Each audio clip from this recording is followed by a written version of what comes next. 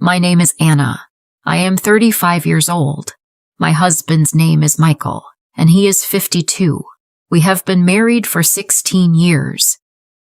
We have 2 daughters. Our first daughter is 14 years old, and our second daughter is only 2. We lived a simple life. Michael went to work every day, and I stayed home. I cooked, cleaned, and cared for the children. I believed we were happy. I believed Michael loved me, but everything changed. One day, I found out something terrible. Michael had a girlfriend. When I first heard it, I refused to believe it. I thought, not my husband, not Michael. We have been together for so many years. But deep in my heart, I knew something was wrong. He came home late. He spent more time on his phone. He smiled at messages I could not see. I asked him directly, "Michael, is it true? Do you have a girlfriend?" His eyes grew hard. His voice was sharp. "You are making a problem for no reason," he said, but his anger only told me the truth. One night, when he was sleeping, I picked up his phone. My hands were shaking. I was afraid, but I needed answers. He woke up and caught me. "Why are you checking my phone?" he shouted. "You have no right." I froze. My heart pounded, but I could not stop. Later, I checked his phone bill. I saw a number he called every day. I dialed it. A woman answered. She was calm, almost cold. "Yes, I know Michael," she said. "Yes, I am his girlfriend." My throat closed. I could barely breathe.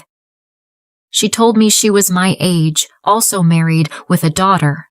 She laughed a little and said, "It's not my problem if my husband finds out." I felt dizzy. I ended the call.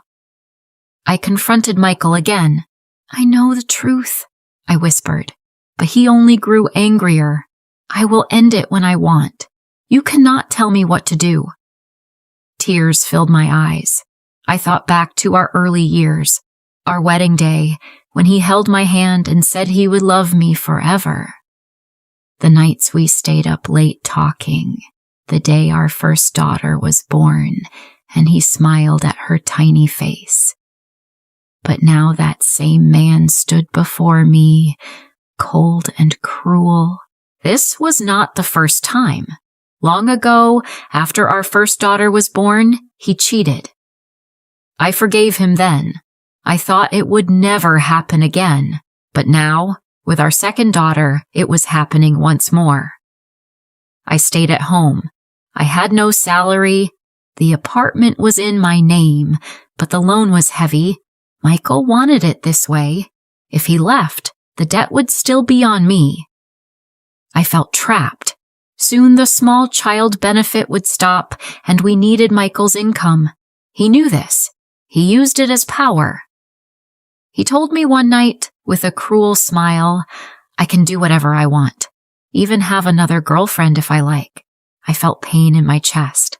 I felt helpless. Our eldest daughter noticed too. She stood in front of him once and said, "Dad, this is wrong. Please stop." But Michael shouted at her, using harsh words no father should say. She ran to her room crying. He was not only breaking me, he was breaking our children too. Soon, he stopped coming home at night.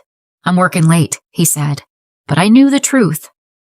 I sat awake in the dark, listening to the clock tick. Every car that passed made me hope he was home, but the hours stretched empty. In the morning, he returned angry. "Stop asking me questions," he shouted angrily. "I'm tired of this." Another day, he told me, "I want to go on a trip.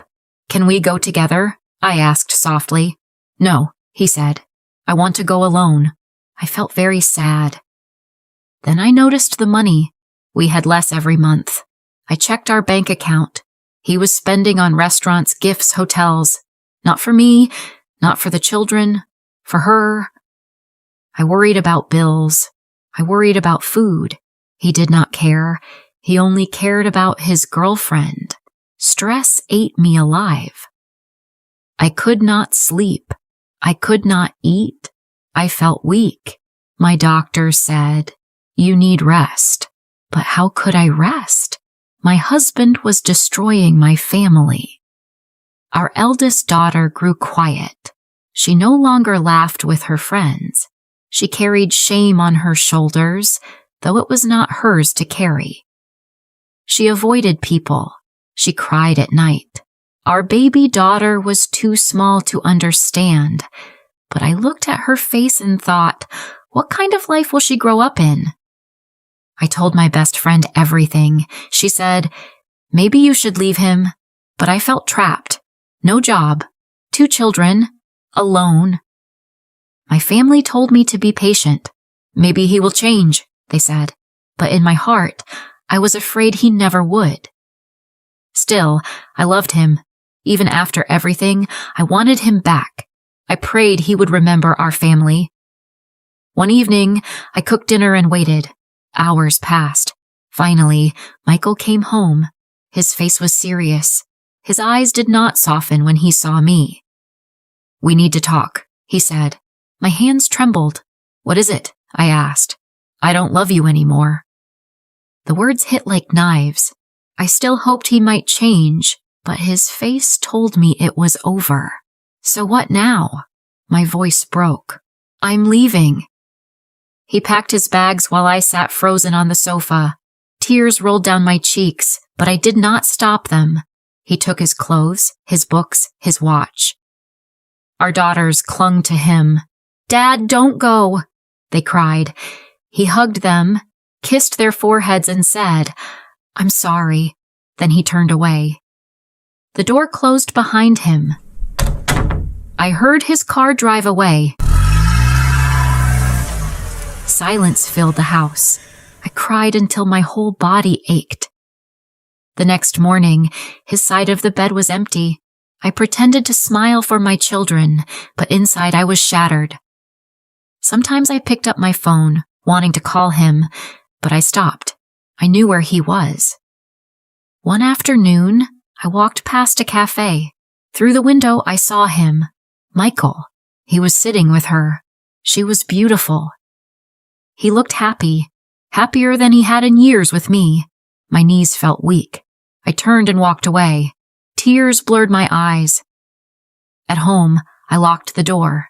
I sat on the floor and cried until no tears were left. He was gone. Truly gone. That night, I looked at my daughters while they slept. I touched their hair and whispered, "I will be strong for you." The next morning, I slipped off my wedding ring. I made breakfast. I drank coffee by the window. The pain was still sharp. It would last for a long time, but I knew one thing.